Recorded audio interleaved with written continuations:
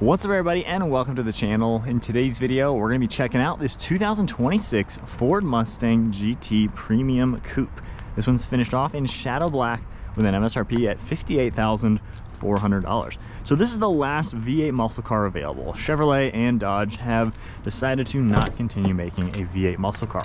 So with that said, is this the ultimate muscle car? Clearly it is, because it's the only option, but is this the best way to go to spend $58,400 when you have a lot of really cool European cars? So underneath the hood you are going to get this classic 5-liter V8. This is the Coyote motor, pumping out 480 horsepower with 415 pound-feet of torque. This car has the 10-speed automatic. Of course, it's rear-wheel drive with a 3.15 rear end. You're also going to get 16 miles per gallon in the city with 24 out on the highway, running on a 16-gallon fuel tank. Curb weight is also around 3,800 pounds, and 0 to 60 is less than 4 seconds. Now, for the exterior styling, still has that classic muscle car look, and I like how you have these cool LED headlights, got the triple beam design to them, and then you can see all gloss black for the upper grille. Got a nice look to it with the chrome pony badge, and then we have active grille shutters and even these little corner lights. Down below we just have the plastic black material, safety sensor, a nice little splitter, and then more bold accents throughout the front end. So definitely a good looking car, similar to the previous gen, just a lot more edgy for this newest generation. You're also going to get a heat extraction vent up on the hood for the V8s, and then really sharp lines all throughout that hood leading to the windshield. At the side profile we have our corner lights, and then a nice set of 19-inch wheels. Nice looking in this silver color, multi-spoke look, and then we have a nice set of Brembo brakes with the Mustang name. Got a sharp body line, your 5-liter badge, one sharp line through the door, and then some plastic material for the lower side skirt. You have our integrated turn signal on these side view mirrors, all finished in body colored door handles, and then all gloss black on the roof with a third brake light, shark fin antenna, as well as some sharp body lines. At the side profile has that good looking fastback design, the long hood, and then the sloping rear end. And I love how these lines cut into these fender arches. So it looks nice and bold back here. No spoiler on this one. I do think it looks a lot better with the spoiler, but you just have a very flat trunk and a razor sharp looking rear bumper. You also have these nice 3-bar LED taillights, very traditional for a Mustang. And then we also have parking sensors in the back, dual quad tip exhaust, massive rear diffuser, got your GT badge, and then a rear backup camera. So cool looking car for sure. Can't really find a bad angle on it. Looks the way you would expect. For the trunk, there's a button back here. You also have the key fob and the interior, and you have over 13 cubic feet of cargo volume. So pretty roomy trunk. You can definitely fit some golf bags and things like that. Got a spare tire in this car as well, and I've already folded the seats down. You have a good access point into the interior. Now from here you have a smart key with remote start and everything, and then we can of course lock and unlock it from that door handle. You're gonna get a nice opening of course, and then these seats fold down. From here, these are 2 nice little bucket seats. The seats themselves are actually pretty large and roomy. However, it's the rest of the space that leaves a lot to be desired for anybody who isn't a child. But I am definitely cramped here at 5'11", but I am fitting, so technically you could fit 2 buddies in the back. However, this is better for children or just cargo space, but still nonetheless, it's a pretty practical car for being a muscle car. Climbing out, depending on how flexible you are, and we can pull the seat back and take a look at the black leather premium interior. So on the door panel, you're gonna get this nice soft touch plastic material throughout it, and then I really like that leather style material throughout the center. You have your contrast stitching, memory seating, this plastic carbon, and then you also have these aluminum release handles. Got your grab handle, mirror controls as well. Mustang is written on the door sill. We have a manual recline, power controls everywhere else. And then these seats are the standard ones, nice small bolsters to them, smooth black leather, contrast stitching, and then perforations all throughout the center. Hopping in, foot on the brake, and roar that V8 to life. Got all the cool depictions for that massive screen design.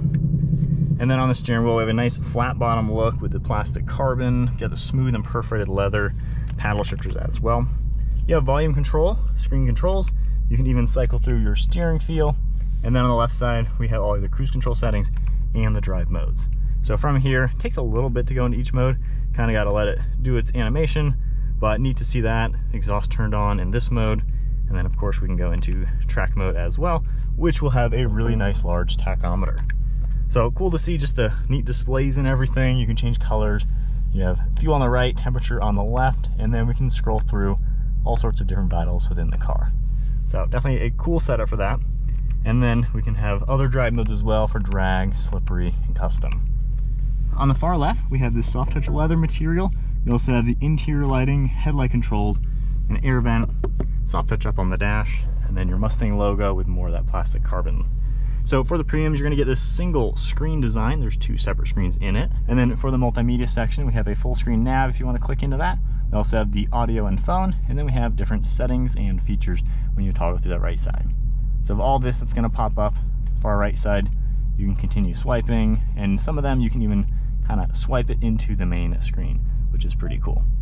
For the features now, you have a couple things that are gonna pop up, and then we go back to home, we have different apps like Android Auto and Apple CarPlay.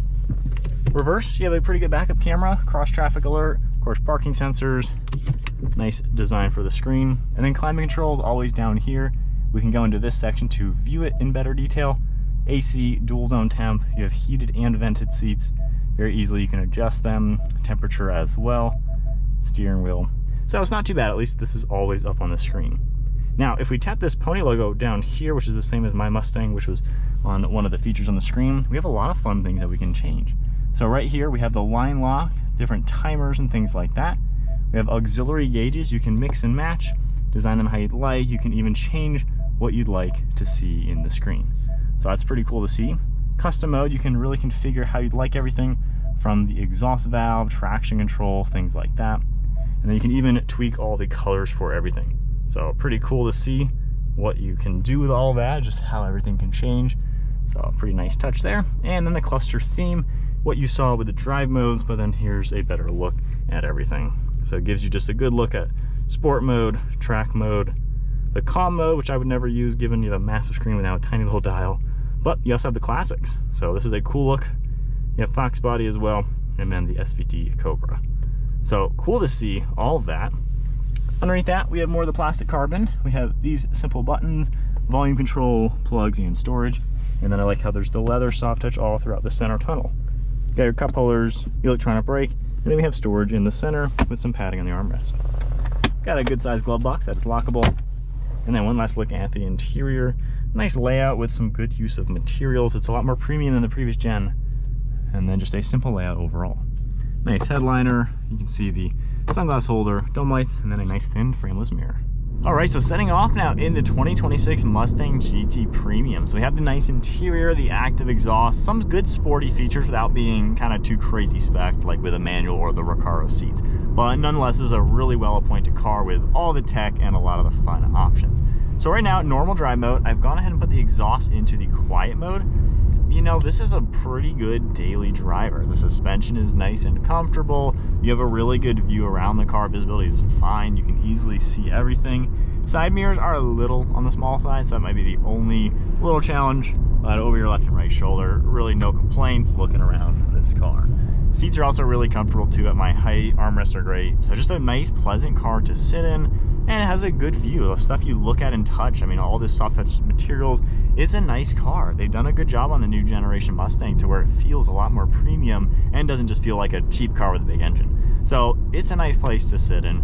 Now, with all the technology, if we bump it into either sport or track, obviously you get the cool looking gauge cluster, but that's also going to then put the exhaust mode into the loudest setting and then change a lot of the cool vitals within the car. We can pop it into manual too. Now, while we have a 10-speed, which is a lot of gears, honestly, to go through, you can kind of drive this like a 6-speed. You don't really need the top gears for just having some fun, kind of horsing around in this car. It sounds really good. As expected, and then sometimes you'll even get little pops on the exhaust. So, cool touch to see that. And as far as the exhaust does go, then quiet mode. You just hear the engine, no exhaust. So really cool to have that type of adjustment. Now, when you're in this, it's a quick car. I mean, it's not obviously the Shelby GT500 level with the supercharger, but for a naturally aspirated engine, it's just a nice, clean power delivery. It's very smooth, effortlessly gets up to speed. And with the 10-speed, it shifts really quick. You can't even really tell.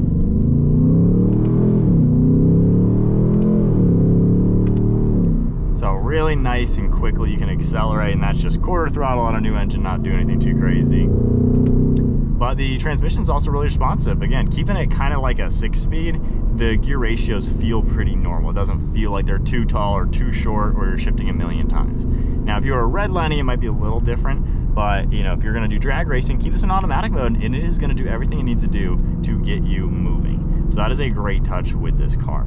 Even in the track mode, honestly, it's not too aggressive. Even if I bump it into automatic, it doesn't really drive crazy aggressive. You know, if I stomped on it or something, it's gonna get a little more aggressive, or hit the brakes, it's gonna keep those revs a little bit higher. But you can really drive this from the day-to-day, regardless if you wanna do the fun driving or normal driving. Steering feels pretty good, suspension is still forgiving. And you just have some good engine and exhaust sounds in this car. And then even whipping a turning radius is pretty good in this. But yeah, overall driving impression, it's just a fun car to drive. You can kind of do a lot in this car.